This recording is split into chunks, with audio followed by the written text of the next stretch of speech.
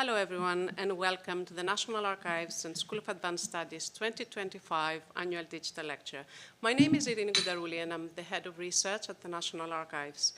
Before we get going, I would like to mention some housekeeping information which are very important. I was told that we don't expect any emergency alarm, so if you hear an alarm, please follow us and the members of staff and exit this room and then evacuate the building. If you would like to follow or take part in the conversation on social media, please use the hashtag that you can see on this slide. And I should say that the event is being recorded and will be uploaded to the National Archives YouTube channel as soon as possible after today's event. So I'm particularly excited for this year's annual digital lecture, and this is for three reasons. The first one is that this event has been a cornerstone of our calendar at the National Archives since its inception in 2018.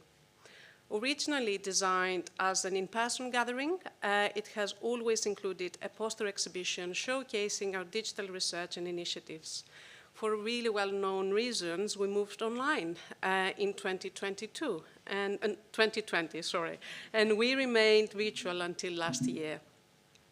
This year, I'm delighted that we are back in person, and this feels really special. Secondly, we are not only back together in person, but for the first time, we are co-organizing this lecture with our long-standing collaborator, Professor Jane Winters, and along with the Digital Humanities Research Hub and the School of Advanced Study. Being here in this hall today is a celebration of that partnership and an opportunity to showcase the exciting digital research happening at both the National Archives and within the Digital Humanities Research Hub at the School of Advanced Study. Later on, we will invite you all to have a look at the poster exhibition set up just outside this hall that showcases examples of digital research from both organizations. We hope you will enjoy the poster exhibition and the reception. And last, but certainly not least, for this special annual digital lecture, we have a very special speaker, Dr. Nana Bonde-Tulstrup, Associate Professor at the Department of Arts and Cultural Studies at the University of Copenhagen, is here with us today. Thank you, Nana, for accepting our invitation, and we're very excited to have you here today. So before I invite Jane, who will also say a few words, I would like to share some updates from the National Archives. You may not know this, but the National Archives is an independent research organization recognized by the UK Research and Innovation and its research councils.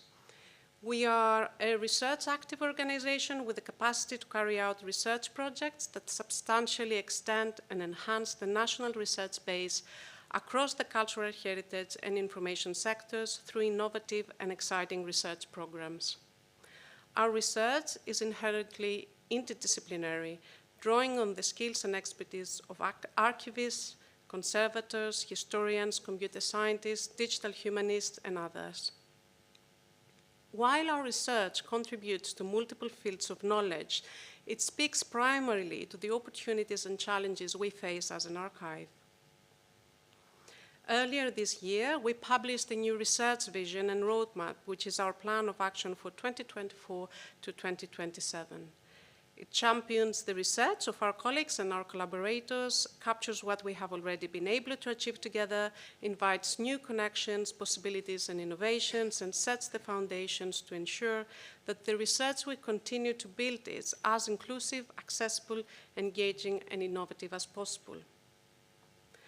A couple of weeks ago, we have also published our first research report for the academic year 2024 to 2025. The report details the research activity of staff and PhD students at the archive, covers research across three main areas: collections and archives, conservation and heritage science, and data, digital, and emerging technologies. Data, digital, and emerging technologies research is a hugely important part of our archival work, and we're particularly interested in how we can use emerging technologies in an ethical, safe, and transparent way to solve our biggest archival practice challenges. We are also continue to evolve our understanding of the ever-changing technological, informational legislation, and data protection landscapes that support our role as custodian of the record of the state.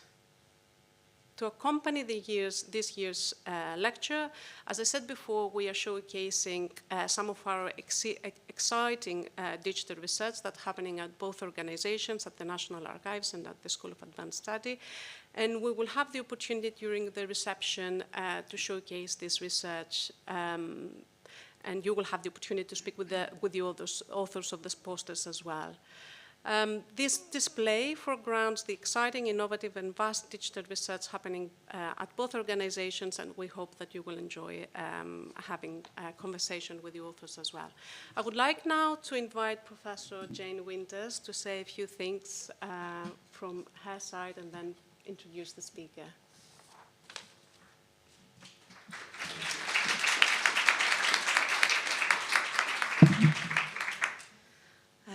Thank you so much, Irene, for that kind and wonderful, generous introduction. The School of Advanced Study is delighted to be building on its long-standing collaboration with the National Archives as new co-organiser of the annual digital lecture. The school's Digital Humanities Research Hub works closely with the cultural heritage sector to support researchers and practitioners in adapting to the challenges and opportunities presented by digital media and technologies. It has a particular focus on the collection, archiving, analysis, and preservation of born digital materials, from the archived web and social media to email archives and emerging publishing formats and everything in between. Anyone engaging with these materials is confronted with sometimes overwhelming abundance, but also critically with absence, loss, and brokenness. This is what makes the subject of our lecture this evening so vital and timely, and there's nobody more qualified to address these crucial questions than Nanna Bonde-Tulstrup, Associate Professor at the Department of Arts and Cultural Studies in the University of Copenhagen. Nanna's research explores the politics, practices, and infrastructures of digital knowledge and culture, with a focus on archives, datafication, and memory. She's the author of a wonderful agenda-setting monograph on the politics of mass digitization, co-editor of Uncertain Archives, Critical Keywords for Big Data, and has helped to shape contemporary debates on digital humanities, platform governance, and knowledge infrastructures, among many other things. And Nanna is currently the principal investigator of the ERC-funded research project, Data Loss, the politics of disappearance, destruction, and dispossession in digital societies. Thank you, Nanna. I'll hand over to you.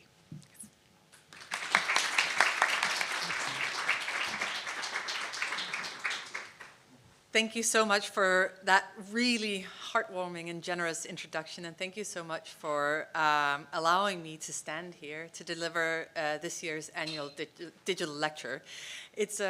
It's a true honor. And I know that I'm the thing standing between you and drinks afterwards, so I will try to be relatively brief, while of course also fulfilling my duty as a keynote speaker.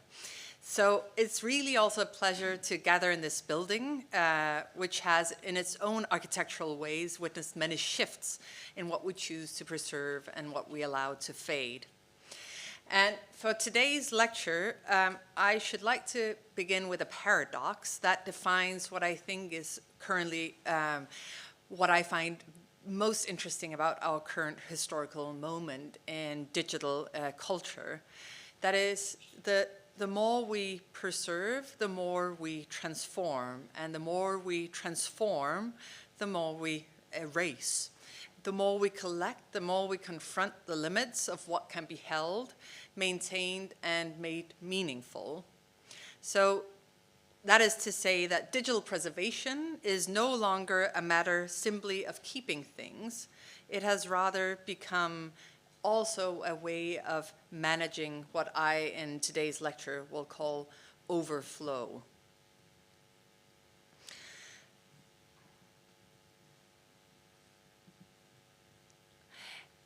So it is, in a way, a moment defined by a paradox to such an extent that in societies governed by data, loss increasingly feels unthinkable.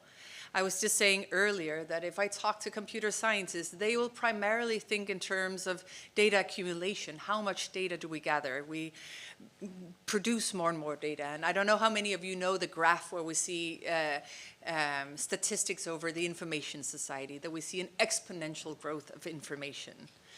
And popular imaginaries of digital memory is that it is in many ways limitless, only confined by questions related, ethical questions related, for instance, to sustainability or energy use, but in principle, limitless. Yet globally, organizations, governments, and citizens are also increasingly confronting data loss, accidental, infrastructural, and political. And I just said earlier that a few days ago, I don't know how many of you heard about the fire that happened in a Korean data center, where 800 terabytes of government data were lost without any kind of off-site backup. So this is a photo of the politicians who are looking at the servers, the remains, in a water pool.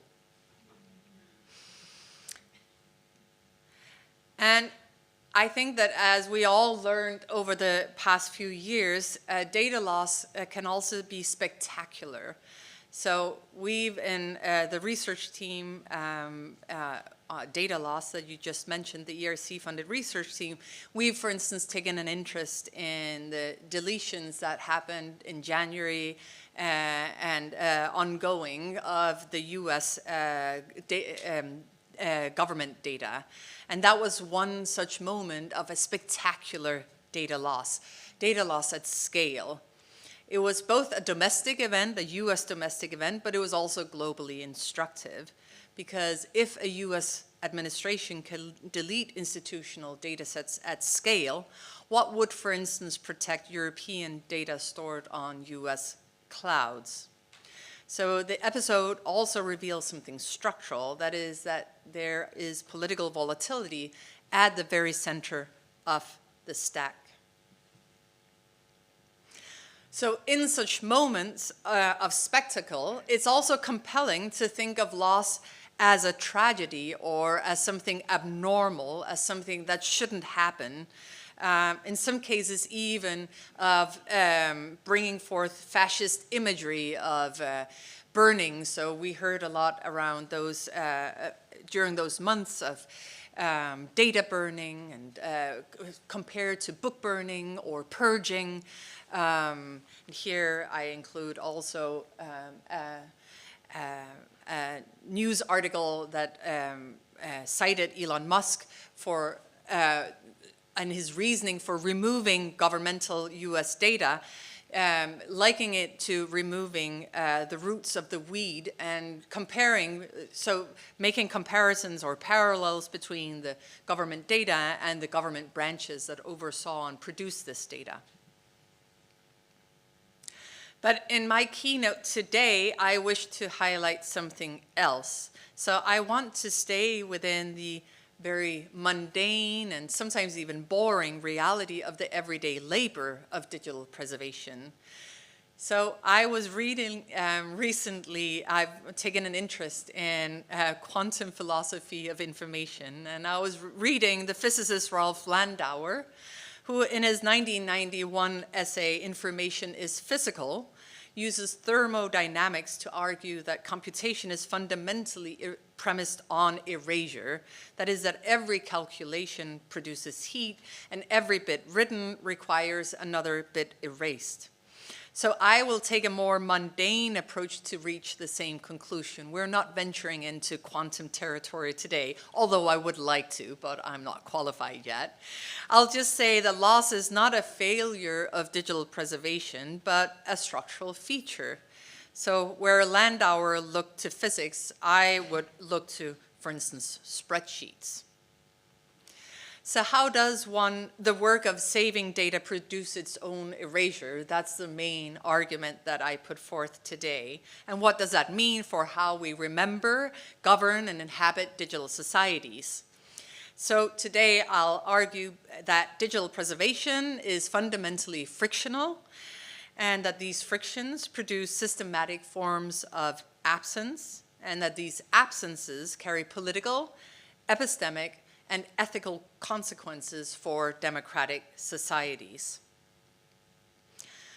And I want to acknowledge that I'm not carrying out this work alone, but I'm carrying it out with a wonderful team of researchers. Katie McKinnon, who's sitting down there on the row there. Esme Colburn, Louis Raun was with us, and I'm drawing on some of our collaborative work, and Frederic Schill. So over the past several years, through this project, we have been studying what happens when digital systems exceed their own capacities or fail to meet them. Not merely technical capacities, but also epistemic, legal, institutional, and physical. So this evening, I should like to explore digital loss through the lens of what I term ontological overflow. I promise that's as long-haired as it will get tonight. That is a condition in which digital systems generate more material or more obligations, more versions, more vulnerabilities than any memory institution can fully absorb.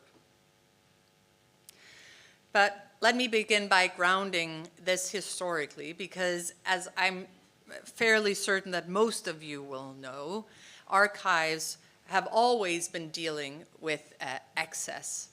So Derrida's famous archive fever describes the contradictory impulses of accumulation and destruction that animate archival practices. Jeffrey Bowker reminds us that every system of classification both reveals and conceals. And Michel Rolf-Trouillot famously traced the production of silences through stages of fact creation, assembly, retrieval, and retrospective significance. So these patterns persist in the digital, but I also believe that something shifts decisively with digital preservation. So in the digital, overflow is structural. So it's built into the very logic of digital systems themselves, and it takes many forms. So first of all, it takes an overflow, the form of an overflow of traces in the sense of formats, backups, logs, shadow copies, drafts, cached versions, and every update also multiplies the archive. Every revision will leave a trace. So the question then is no longer what exists, but which version, when, and under what conditions of legibility. Second, I'm also seeing in my fieldwork an overflow of techniques. So migration, emulation, normalization, packaging, checksums, deduplication, and each technique addresses one form of fragility, but also introduces another. So each solution becomes, in time, a new problem to be solved.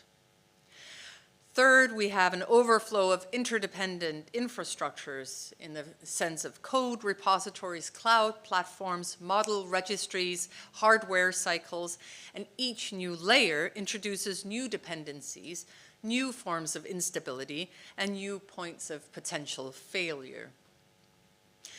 Digital systems thus generate more than anyone anticipated, more versions than anyone can manage, more logs, metadata, and systemic side effects than any institutions can hold or even should hold.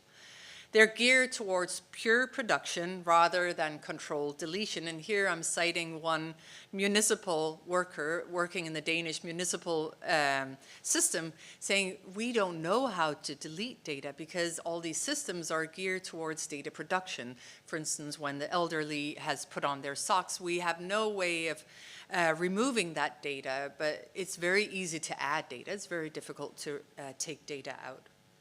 So crucially, then, they also generate losses as a byproduct of their very overproduction.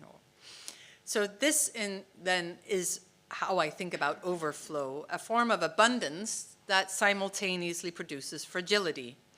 And to understand how this works in practice, I now bring you to the Danish National Archives, where parts of my field work has taken place. So the Danish National Archives describe themselves as Denmark's memory. They're legally mandated by law to preserve digital records from government agencies, local authorities, and public institutions. So they have been doing this work since the digital preservation since the 1970s. And if any institution should be able to avoid loss in the act of digital preservation, it should, of course, be them. Yet what I found in my field work is the paradox that I described before, that they encounter loss produced systematically through the very practices designed to prevent them. And I'll show you how. So this, for instance, is a title of a blog post published by the Danish National Archives in 2023. And it says, you can't see it, but it says, can data from spreadsheets be preserved forever? So that's not a rhetorical question for them, it's a genuine problem. If you think it sounds boring, let me tell you it's not, but I'm a nerd. So spreadsheets, mostly Microsoft Excel files, are among the most common digital records in Danish public administration. They contain budgets, calculations, planning documents, research data. So spreadsheets are everywhere in government information. But the archives can't preserve them as Excel files. So as one archivist explained it to Louis and I, he said, Microsoft does too much development of this format for us to be able to work with it. And therefore, TIFF is very good as a dead format. There's nobody who develops it. So TIFF, are you familiar with the TIFF file format? So it's basically an image format. And what they found really useful with the TIFF format is that it's not being developed, and that's what he calls a dead format. Another archivist was quite blunt about what that means. He said, when you convert data, you can never do it without losing information. So what's lost when you TIFF a spreadsheet? You lose the formulas, you lose the interactivity, you lose the computational functionality that made the spreadsheet valuable in the first place. So as one other archivist said, it's not always appropriate to convert a spreadsheet to TIFF, as this process merely generates a static image of the spreadsheet. One does not obtain the same functionalities as within the original spreadsheet. So this may sound like a minor technical issue, but listen to one archivist trained as a historian said about this. This is something that obviously bothers me as a historian. This has to do with the formats we use and the fact that there occurs a loss of the authorities' IT systems when transformed into this format. So SIP is the Danish formal format.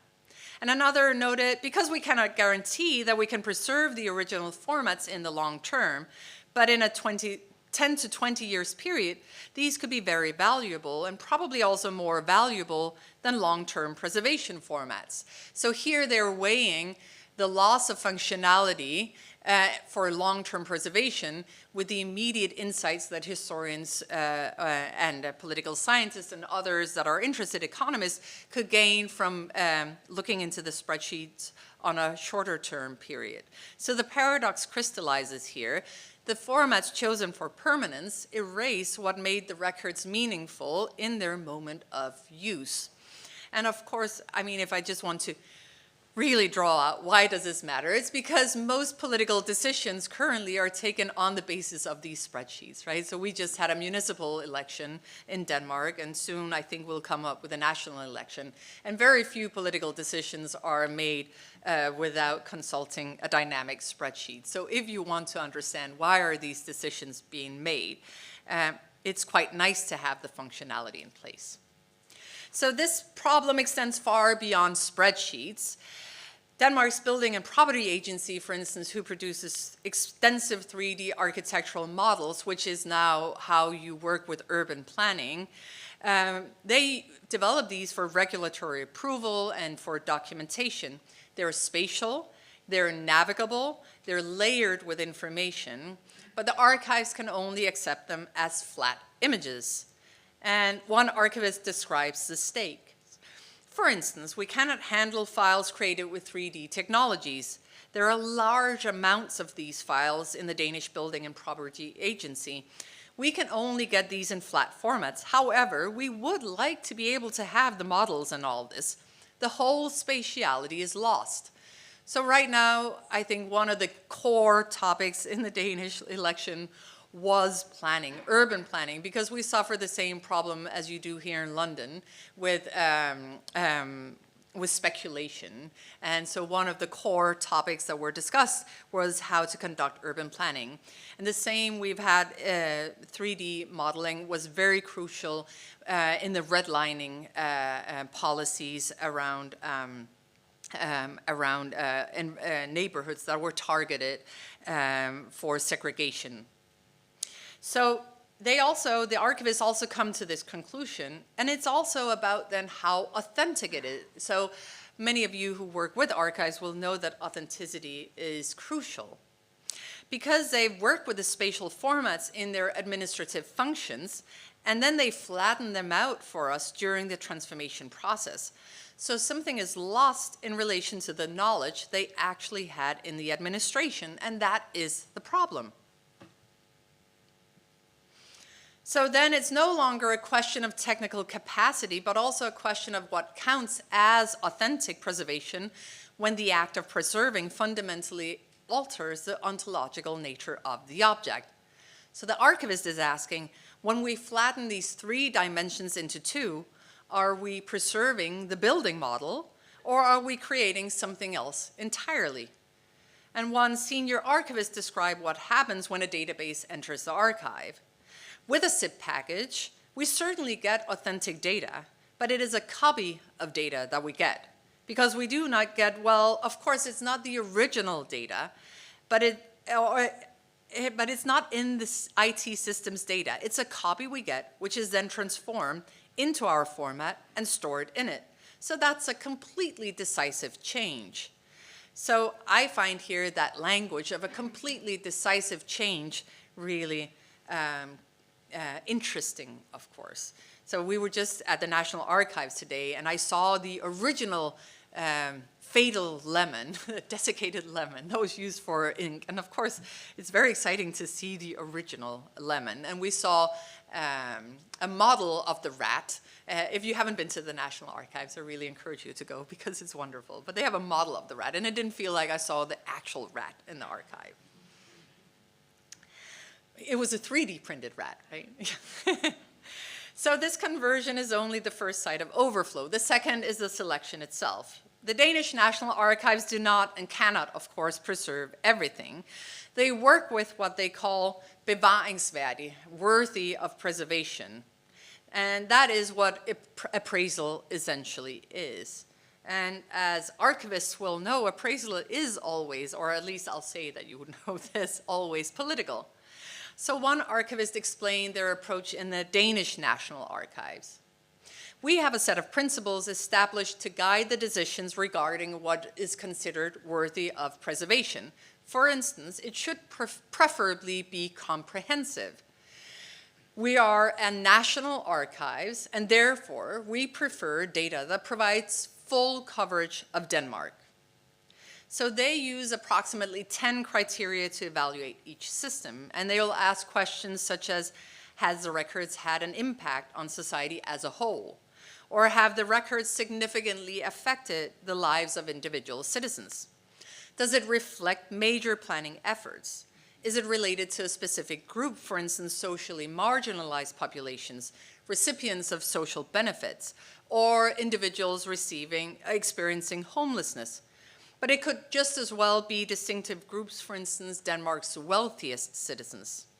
So these are not neutral technical assessments. They're also normative judgments about what constitutes historical significance.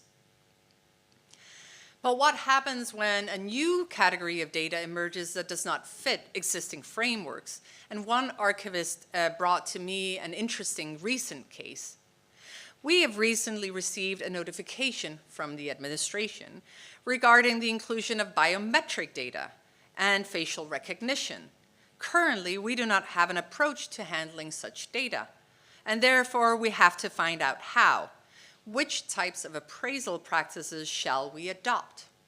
And the question continued, there's something so complex about faces. it's quite difficult. What if a face becomes what people in the future use to link to each other? One could imagine that. So what the archivists here are grappling with is that even if they could preserve biometric data, which is a very complex digital artifact in and of itself, should they preserve biometric data? And in that sense, they're also grappling with what, and I didn't put that quote in there, but what one archivist explained to me, wherein she said, people didn't used to care about the National Archives in Denmark because it felt very dusty, very boring, very historical. So you would only go to the National Archive or care about it if you cared about something that was 200 years old. But recently, people started realizing that they are themselves in the National Archives. So for instance, the school communication platforms are in the National Archives. And that really set off people, you can imagine. And so people are now also really taking a much more active stance and informed decisions or discussions about should this type of data be in the archives. But of course, if you're a historian who wishes to understand modern policing, should biometric data not be in the National Archive? That's a difficult question. And selection is, of course, also shaped by much more mundane constraints. One archivist described the challenge of physical patient records, for instance. For example, in the case of physical patient records, approximately 100 to 110 kilometers of material have been appraised. Had these records been submitted to the archives, both getting the regional authorities to pay for it, and we would need new storage facilities, we just cannot manage it. So here he's explaining how the idea of receiving hundreds of kilometers of records would crush them economically. And so it would be an economic reason for not accepting records. He says, when we conduct our appraisal practices, we might only preserve representative samples due to the large financial costs. So we've established the principles that says we should not keep every record. And previously, they would only keep 3% of personal files or whatever. So that was one informed by, at that time, modern statistics and understandings of what a representative sample is, for instance. So there's another form of overflow as well here, more insidious and less visible. And that's also the loss of institutional memory. As one archivist noted, when I started 20 years ago, people stayed a long time at a workplace, 20, 30, 40 years. Today, I think the average is that you have 2.5 years at a workplace. I just saw statistics over Danish employment statistics, and Denmark is one of the countries that have the lowest retainment period. So it's like 7.5 years in general. And then you move on, and how is it then? You have come to an organization and they ask you to remember back 5 years in order to document the IT system before handing it over to the archives. And in some places, there are still these filing ladies, so he would actually call them busty filing ladies, and super users who can remember far back. But there are fewer and fewer of them. So that's also a problem that compounds, that employment cycles shorten and the contextual knowledge necessary to understand digital systems dissipates.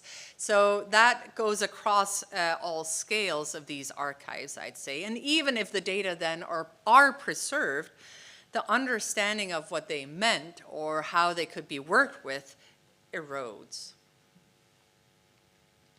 So the problem then of the relation between storage and processing also relates to questions around decay and obsolescence. I had the fortunate chance to go to the Center for Computing History, and they had this really nice disk of bit rot. So even once data have been converted and selected, they must of course be stored. And here overflow produces yet another set of problems. One senior archivist explained the fundamental difference between paper and digital preservation media. He said, in the old days, if you had a nicely written protocol, you could put it on the shelf and not do anything with it, then find it after 100 years, dust it off, and then open it, and you could still read the content. That's now not how it is with digital materials. digital storage requires constant intervention. And that's both a problem of decay of understanding, but also of media decay. And one archivist says, the media we use to preserve data are firstly short-lived, but at the very least, they lose data over time. And there is, of course, a decay. So our digital media are not durable enough over the long term. So they need to be migrated over to new media. And physical decay is half the problem. The other is logical obsolescence, the risk that even if the storage medium survives, the format will no longer be readable. As one explained, there's also the whole format question. How do we ensure that we can actually read the data that might remain on the media? So you can take some WordPerfect file, but do you have the technology to open it? And the archive's response is redundancy. They explain, we preserve data in 3 copies on different media types and also in different locations. We use both optical media and magnetic media because you need to try to have risk distribution, partly that data exists in different places, but that it also exists on different types of media. And here I'll also say that now increasingly with the war, it used to just be the specter of decay, but now it's also the specter of bombs falling. So many of them will invoke this imaginary of, hopefully, imaginary of a bomb dropping. So at least it'll then be safe in Aarhus if the bomb drops in Copenhagen. They'll also say, we made a decree which tells how authorities should deliver data to us. And it has a format for tabular data. It's an XML-based format. So they have to convert the table content from whatever IT system they use to the standard XML format that they can then reload into our database. And as I mentioned before with the TIFF, this also produces loss. So storage then is not passive, it's continuous labor, migration, monitoring, format checking, redundancy management. And it's work that must be sustained indefinitely or until the archive collapses into illegibility. So I'd like finally here to return to the theoretical stakes, because I think what the Danish National Archives revealed to me is that digital preservation does not preserve in a straightforward sense. It transforms.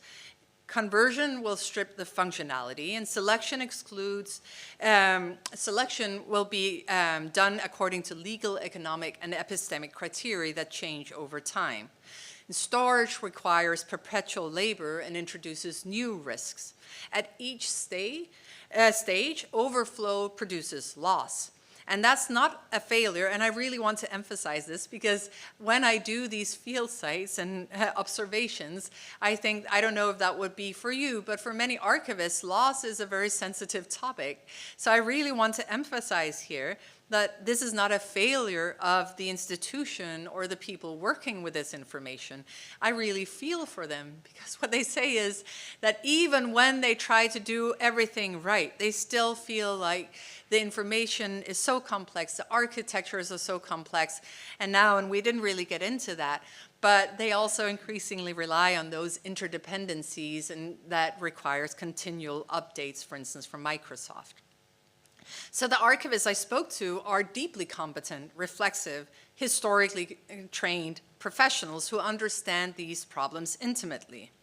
So it's a structural feature of digital memory systems. And the reliance on formats like TIFF, chosen for stability, exemplifies what internet governance scholar Laura Denardis calls the politics of standards.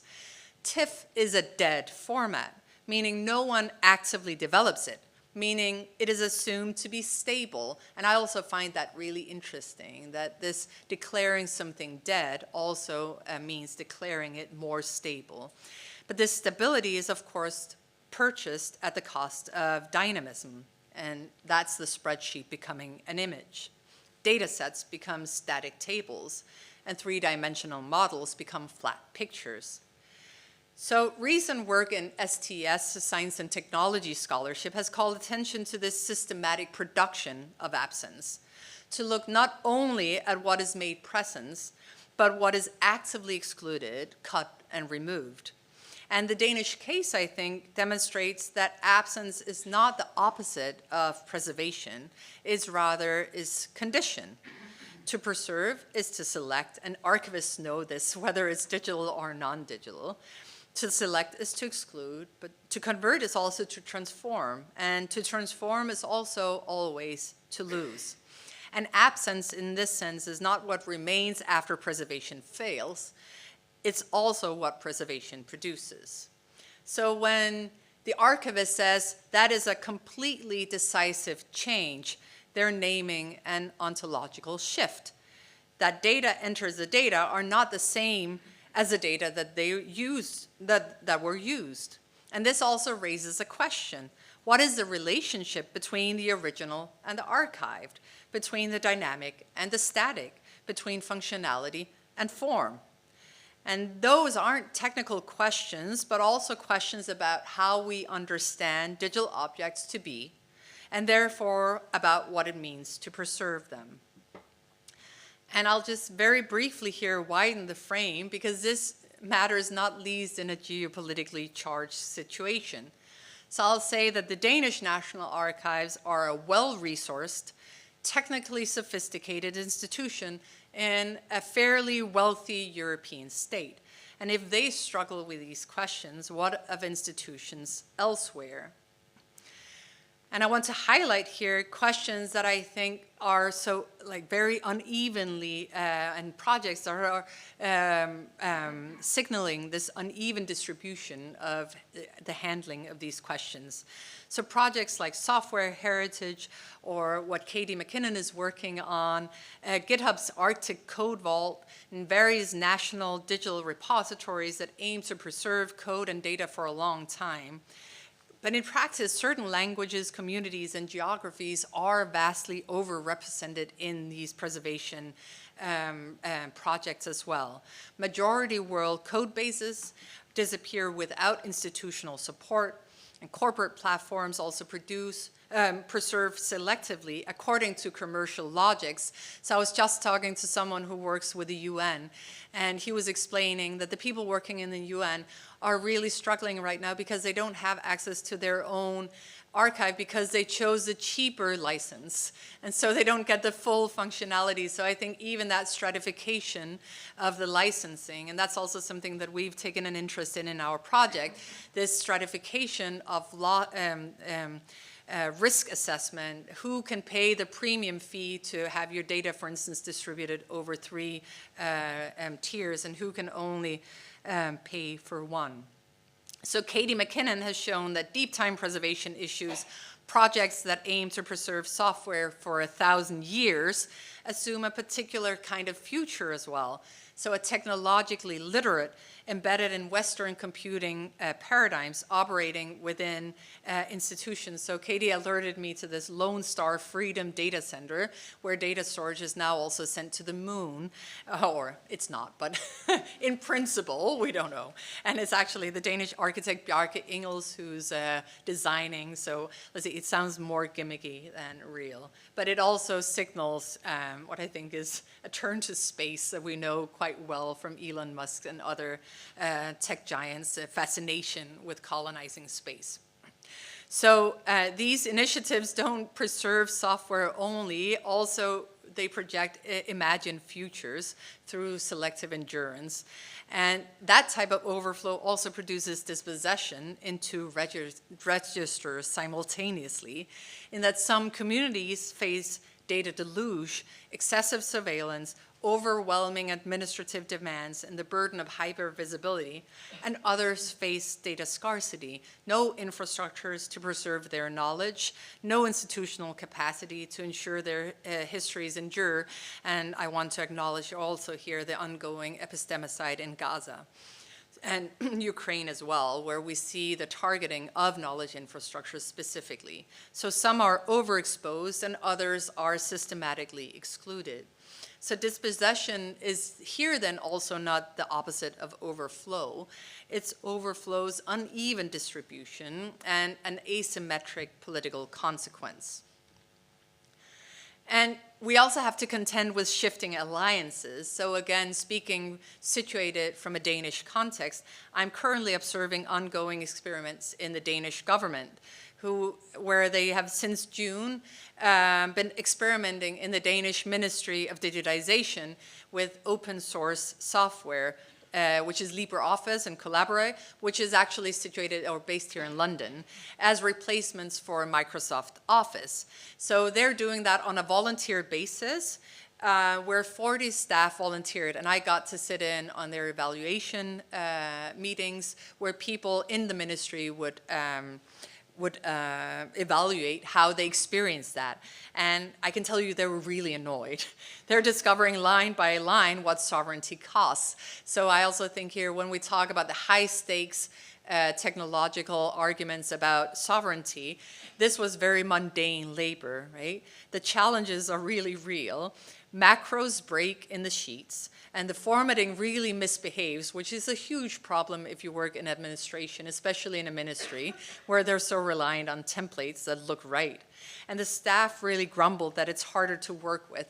I also really loved that one staff was really annoyed with it because it looked old, and she felt like when it looks old, it also looks untrustworthy, and she felt like trustworthiness was the most important thing. So if it looked like something from the 80s, she didn't really feel like she could trust it. But the interoperability still works mostly, and I don't think, based on what I heard, that we'll see suddenly a sweep of Collabora in the ministry, but it is an experiment in trade-offs, accept some friction for greater autonomy. And they did also all say, if our managers decide that we change the infrastructure, then we'll do it, of course. So they were really participating because they felt like it was important work. And that also, I think, raises new questions for how archives navigate not only the systems they're used to, but also open source systems. Moreover, it also requires us to ask about what we already know, the familiar patterns, and how digitization introduces something fundamentally new, or when. So I've been thinking recently, I was really fascinated by the UK discourse on government by WhatsApp, so that government used WhatsApp strategically during COVID, for instance. And I've had the fortunate pleasure of working with Richard Ovenden from Bodleian Libraries, who was very vocal about the problems associated, and probably also more here in the room. And I was left wondering with historians, how does this change from telephone diplomacy, for instance? Like, does WhatsApp introduce new patterns of loss that, for instance, the Kissinger telecons didn't? So what are we seeing that's new with digital records, and what are we seeing that are familiar patterns? I think actually what has changed is the platforms, right? So this was still not, they still didn't have to contend during Kissinger time with the platforms keeping the data. So it's very different asking WhatsApp or Signal to hand over data. And I won't conflate those. I think that they're quite different. I was talking to someone who works with diplomacy in Brussels, and he said there'll be nothing left for historians because they all use Signal.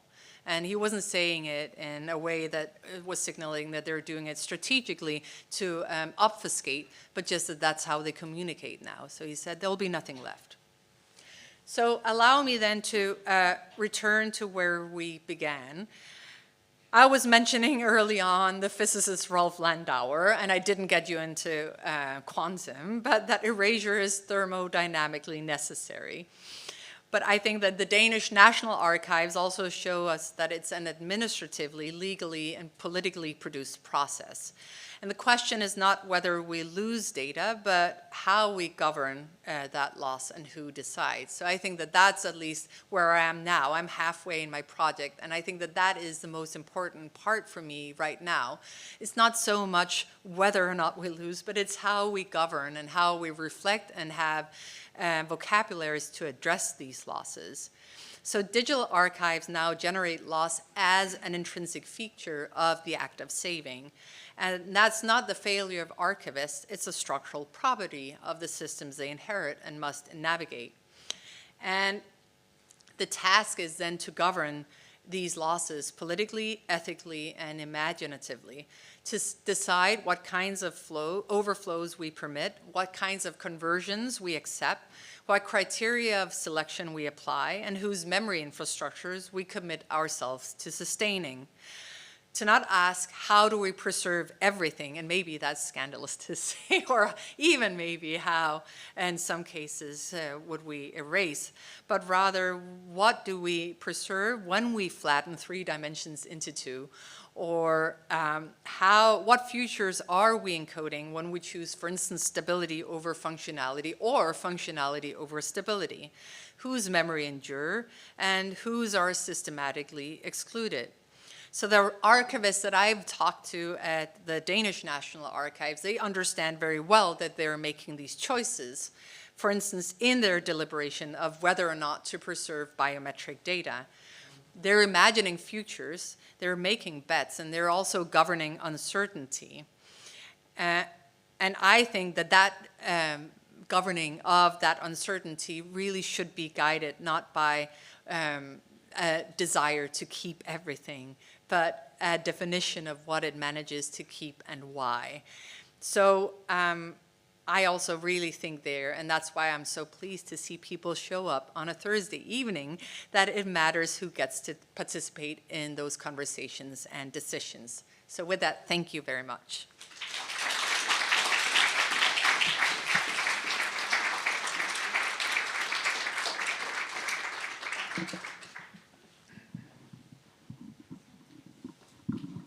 Do I need to hold this? I think I need to hold this, right? Thank you so much, Nana, for this very interesting talk, very thought-provoking. I think we have like 5 minutes to discuss with the audience if there is any questions. But we can kick off the conversation with what we started discussing before the talk. Data loss concerns and impacts everyone, individuals, different types of organization, the society in general. Why, in your opinion, archives offer this kind of unique space to explore data loss? Well, archives really hold a special place in my heart because it's where I first got an understanding of the significance of data loss. And it was actually it was an archivist at the Danish National Archive who alerted me to it because we were talking about all the accumulation. So at that time I was working on a research project on the politics of data reuse. And so it was very focused on the accumulation and all the political issues that are associated with that and that you'll be very familiar with, right? Surveillance, algorithmic governance of health, et cetera, et cetera. So it was really focused on what does all this data mean in that datafication discourse. And then the archivist, we were walking around these halls and I said, how are you even also handling this deluge of data, right? So they're getting so much more. And then she said, well, you know, on the one hand, yes, we get much more than we used to get, and we can keep much more than we used to. They don't need to apply the 3% principle anymore.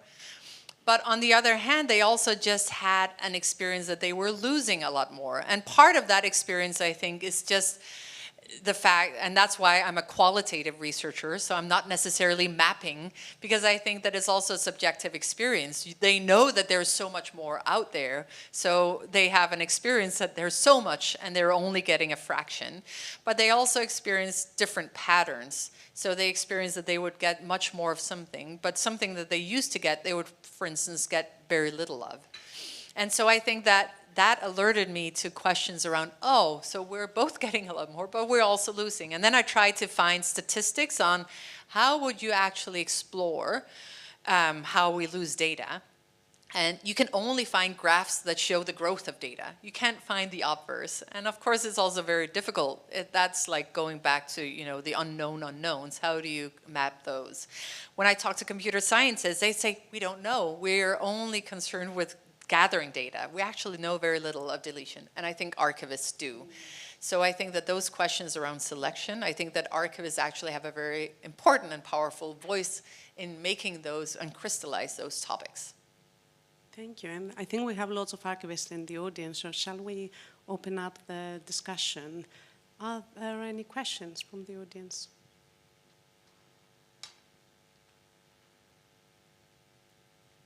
Yes, please. Asha, thank you so much. Get away from me. Hiya, my name is Callum. I'm a curator of personal digital archives at the British Library. I was just thinking about how we get around this sort of tension between stability and like usability.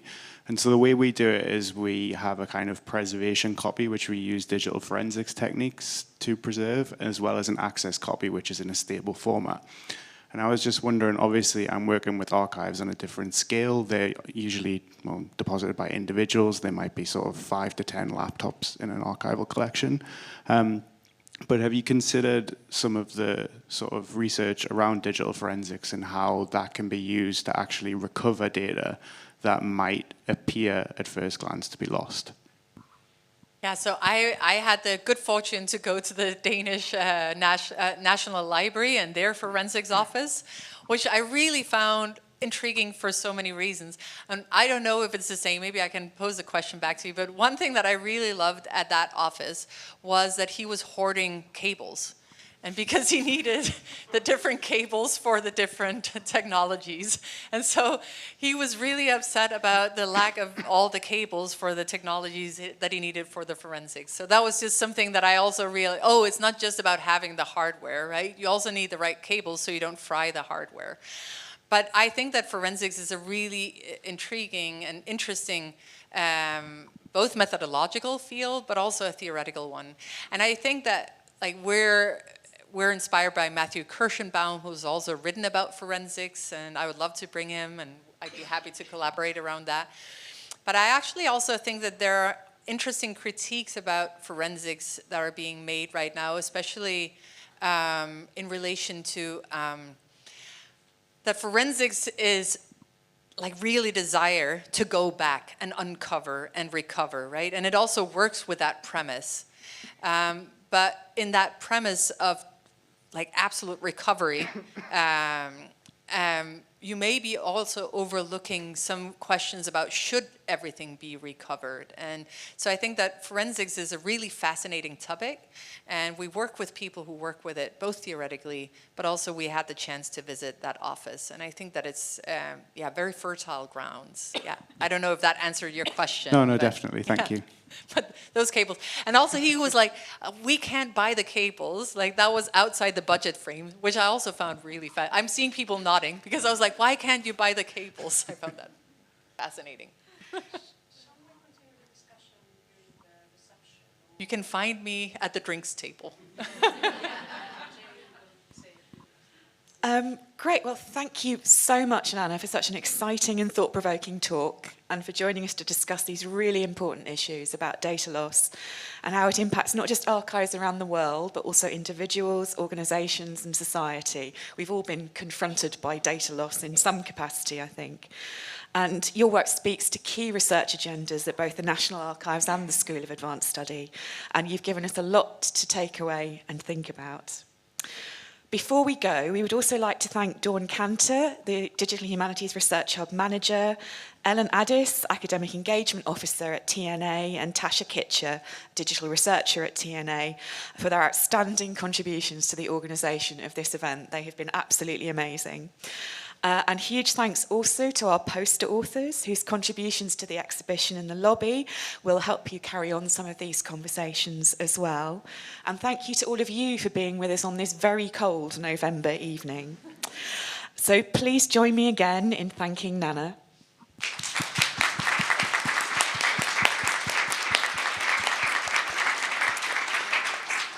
And now on to the reception and the poster exhibition and opportunities for more conversation. Thank you very much, everyone.